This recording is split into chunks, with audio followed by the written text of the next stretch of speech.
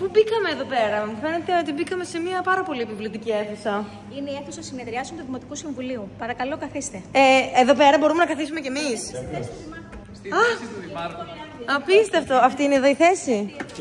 Τέλεια. Εσείς καθίστε στον Αντιδήμαρχο Οικονομικών. Πολύ ωραία, Αντιδήμαρχος Οικονομικών. Κύριε Αντιδήμαρχε Οικονομικών, πώς πάει η κατάσταση εδώ? Καλύτερα να μας πούνε οι άνθρωποι που είναι λίγο καλύτερα, ας πούμε, ενημερωμένοι. Θα ήταν μια πολύ καλή ερώτηση για εσάς, αν θέλετε να μας βοηθήσετε σχετικά με αυτό το ζήτημα. Πώς πάει η οικονομία της Ρόδου αυτή τη στιγμή, ποια επαγγέλματα κυρίως είναι αυτά που επιλέγουν οι Ροδίτες και τις υπόλοιπες λεπτομέρειες που ξέρετε ίσως μόνο εσείς. Ο βασικός πόρος είναι ο τουρισμός. Συνεισφέρει πάρα πολύ στο ΑΕΠ της χώρας, γενικά όχι μόνο της Ρόδου. Είναι ένα από τα πιο διάσημα νησιά σε όλο τον κόσμο, με εκατομμύρια επισκέπτες κάθε χρόνο.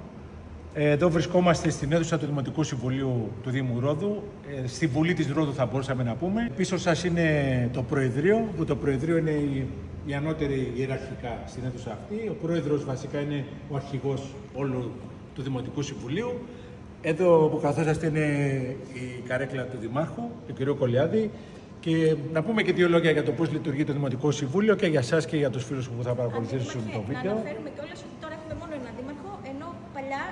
Ακριβώς, παλιά ήταν 10 δήμοι στο νησί, μετά έγινε ενιαίος ο Δήμος, τώρα πλέον είναι ένας δήμαρχος με 16 αντιδημάρχους που βοηθάνε. Οι αντιδήμαρχοι είναι είτε θεματικοί όπως είμαι εγώ, επικοινωνίας, παιδείας κτλ.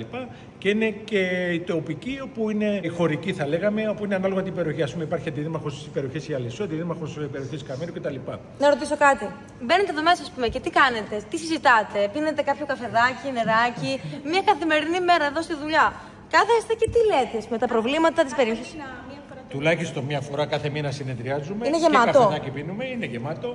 Λοιπόν, εδώ πάμε το Προεδρείο, εδώ κάθεται ο Δήμαρχος με τους αντιδήμαρχους. Ναι. Εκεί κάθεται η πλειοψηφίσα αρχή, η αρχή που κέρδισε δηλαδή τις εκλογές, η Δημοτική Αρχή. Απέναντι είναι η πλειοψηφία και απέναντί μας είναι οι τεχνικοί που ρυθμίζουν τις κάμερες και τους προτέκτορες και όπως και οι δημοσιογράφοι.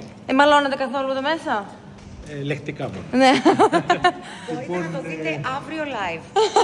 Ακριβώς, αύριο έχουμε συνεδρίαση του Δημοτικού Συμβουλίου. Ένταση δηλαδή, έτσι, για τα κοινωνικά ζητήματα. Η ένταση είναι ανοιχτή, εννοείται μέσα πάντα στα πλαίσια της καλής συμπεριφοράς. Εδώ συζητάμε όλα τα σοβαρά προβλήματα που αφορούν το νησί της Ρόδου. Όπως προείπαμε, τουλάχιστον μια φορά το μήνα κάνουμε συνεδρίαση, αλλά αν υπάρχουν σοβαρότερα προβλήματα που χρήζουν συνεδρίαση, μπορούμε να κάνουμε χωρίς όριο. Αλλά δεν αντιμετωπίζει προβλήματα τώρα η Ρόδος, έτσι? Τα προβλήματα τα αντιμετωπίζουμε όλα. Είναι όλα επιλύσιμα, έτσι. Ο Πρόεδρος και ο Δήμαρχος είναι οι μόνοι που δεν έχουν ουσιαστικά περιορισμό στον χρόνο. Δηλαδή? Οι υπόλοιποι όλοι δεν έχουν περιορισμό, μπορούν να μιλάνε όσο θέλουν. Οι υπόλοιποι κανονικά είναι 3 λεπτά να μιλήσουμε για να εκθέσουμε τα θέματα. Βέβαια τα μελετάμε εμείς πριν έρθουμε στο Συμβούλιο, μας στέλνετε από τον Πρόεδρο, τα μελετάμε και ερχόμαστε εδώ διαβασμένοι όπως στο σχολείο, στο Πανεπιστήμιο. Πρέπει να μελετούμε τα προβλήματα για να ξέρουμε και να βρούμε την ανάλογη λύση. Όπως βλέπετε εδώ στα τάμπλετ αυτά που υπάρχουν, αν χρειαστεί να ψηφίσουμε, εντάξει, δηλαδή παίρνουμε το λόγο εφόσον μας δίνει ο Πρόεδρος. Υπάρχει πράσινο, κόκκινο, κίτρινο. Ακριβώς. Ναι, το πράσινο. Εφόσον γίνεται η ψηφοφορία και παίρνουμε την απόφαση βάσει πλειοψηφία. Υπέρ, κατά και λευκό. Ακριβώς αυτό είναι. Και συζητάτε θέματα, ας πούμε, που αφορούν και τις μετακινήσεις και τον τουρισμό και την υγεία. Τα πάντα. Ό,τι αφορούν το νησί της Ρόδου, είτε για τα δάση, είτε για το νερό, είτε οτιδήποτε πρόβλημα υπάρχει, πρέπει να συζητηθεί εδώ και να δοθεί λύση. Φανταστείτε πως είναι η Βουλή αντίστοιχα στην Αθήνα, όπου δίνει λύσεις στα προβλήματα που αφορούν όλη την Ελλάδα. Εμείς προσπαθούμε να δίνουμε λύσεις για το Σμαραγδένιο νησί. Ποια είναι τα σημαντικά προβλήματα που αντιμετωπίζει αυτή τη στιγμή η Ρόδος? Έχετε κάποιο σοβαρό πρόβλημα εν τέλει? Ή που επιλύσατε κάποιο πρόβλημα? Λοιπόν, ένα από τα πιο σημαντικά προβλήματα τα οποία προσπαθούμε κάθε χρόνο να τα αντιμετωπίζουμε με τον καλύτερο δυνατό τρόπο είναι η λειψιδρία. Πολλά νησιά στο σύμπλεγμα Δωδεκανήσου δεν έχουν νερό και οπότε μεταφέρονται νερό από εδώ, από την Δημοτική Επιχείρηση Ίδρυυσης Αποχέτευσης Ρόδου.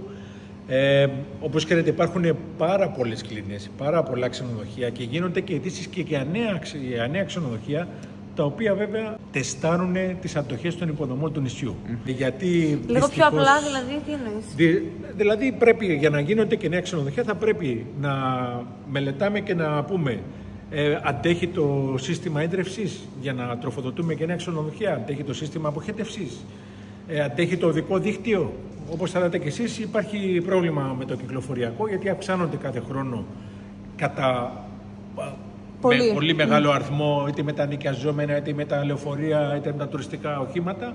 Αυξάνεται η κυκλοφορία. Το οδικό δίκτυο δυστυχώς έχει ξεπεράσει τα όρια του και εμείς αυτή τη στιγμή βρισκόμαστε στο στάδιο της μελέτης με τους ειδικούς να δούμε τι μπορούμε να κάνουμε και τι πρέπει να κάνουμε για να ελαφρύνουμε αυτό το σοβαρό πρόβλημα που είναι το κυκλοφοριακό. Ποδήλατο. Όλοι από ένα ποδήλατο. Συμφωνώ και ποδήλατο. Να πατήσουμε το κουμπάκι εδώ πέρα. Βεβαίως. Εγώ ψηφίζω yes που είμαστε, πράσινο. Όλοι ποδήλατο, θα το κάνουμε σαν την Ολλανδία. Δεν χρειάζεται να χρησιμοποιούμε αυτοκίνητο και γυμναζόμαστε και με θερμίδες και κάνουμε καλό στο περιβάλλον και διευκολύνουμε την κατάσταση με το κυκλοφοριακό. Η Ρόδος βέβαια έχει ιστορία στην ποδηλασία από παλαιότερα έτη και την εποχή της Ιταλοκρατίας, αφού φτιάχτηκε εδώ το πρώτο ποδηλατοδρόμιο, το οποίο βρίσκεται στο στάδιο Διαγόρας. Υπάρχει ακόμα αυτό το ποδηλατοδρόμιο και είναι ονομαστή Ρόδος για τους ποδηλατικούς αγώνες που δημιουργούνται κάθε χρόνο. Δεν το γνωρίζαμε, πάρα πολύ ωραία. Ποια είναι αυτή η εικόνα, Μαρία? Θα δούμε μετά και στο βίντεο έξω. Δείτε το Εθνικό Θέατρο που ήταν παλιά η όπερα Πουτσίνη. Είναι η σημαντική μέρα 31 Μαρτίου του 1947. Ο λαός της Ρόδου με επικεφαλής τον δήμαρχο που είναι γονατισμένο, τον Γαβρίλη, τον Χαρίτο, με δάκρυα στα μάτια, παρακολουθούν την πρώτη έπαρση της ελληνικής σημαίας που θα σας δείξω απέναντι, μετά από 638 χρόνια σκλαβιάς. Ήταν πολύ σημαντική μέρα, βλέπετε πώς κρέμονται οι άνθρωποι από τα κτίρια και μετά μόλις τελείωσε αυτό και έγινε η έπαρση της σημαίας, πήγαν όλοι στα νεκροταφεία για να αποδώσουν φόρο τιμής σε αυτούς που έπεσαν για την πατρίδα.